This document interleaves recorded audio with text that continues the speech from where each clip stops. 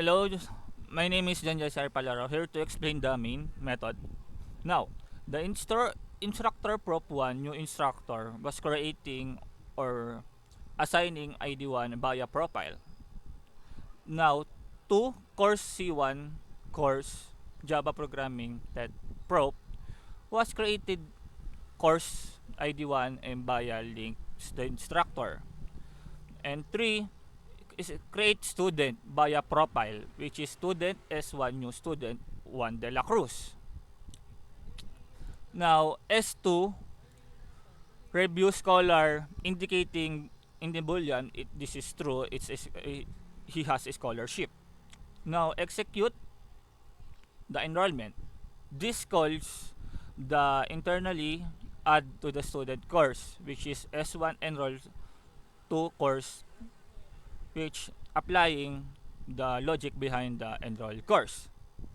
Now, for the rest, the test case, which is the TC1, TC3, TC4, TC5, course handled by instructor, student enrolled, that plus that C1 that get title, which is getting the title from student info. The TC3 handled by instructor 2, prop 2 that display, and TC4 display the student web development C2 that display, which is just this displaying the things that the being uh, add or insert. Now, the system that operates student verification that S1 display info, which just showing the information regarding the student. And that's all. Thank you. Hello everyone, my name is Siren Vince Noah V. Corminal and I'll be explaining the instructor class. The instructor class is the child of the profile class and it creates a private variable array list which is the assigned course that takes the course. Moving on is this constructor that initialize the name of the instructor and the array list.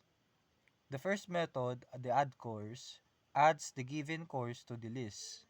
Then the second method is the display information, which displays the information that is necessary for the instructor, which is the ID, the name, and the course that is linked in to the instructor. That is all, and moving on to the student class. Dangal greetings everyone. My name is Taran Joyce Abshatrehas and today we will be talking about the student class. My student class extends from the profile to handle names and IDs. It uses two boolean flags, isColor and isEnrolled, to track the student status and a course object to store their current class.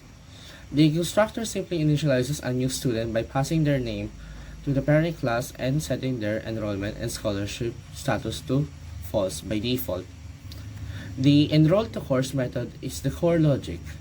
It first prevents a double enrollment, then it calculates the tuition at 120 per lesson, applying a 30% discount if they're scholar, if the payment is sufficient. It confirms the enrollment, otherwise it rejects it. Now, from the scholarship management, we included the two quick methods here, the review scholarship to update the student status and the scholarship status, which uses a confirmation of whether they are currently a scholar. Then finally, we overridden the display info for the program to show the student ID, name, and their course title if they're enrolled, or simply none if they aren't. That is all. Dangal greetings, my name is John Paul Sibila Santa and today I will be discussing profile class. Now in our profile class, it has three variables, that is private static int ID number and private protected int ID and protected int string name. Now, those are protected because profile will be the superclass of instructor and student. It has a getter method of its name and a display method, a protected display info. It will display the ID number and name of either the instructor or student. So, Dangan greetings. So, I'm Christopher from TCSC. I will be discussing the course class. I'm from group 7. So the course class represent courses in a learning system. It store information about the course structure in the student enrolled. So in the class, the static variable ID number that can be used to generate unique ID for the courses. Each courses has attributes as ID, name, title, lesson, structure. It is a list and real students.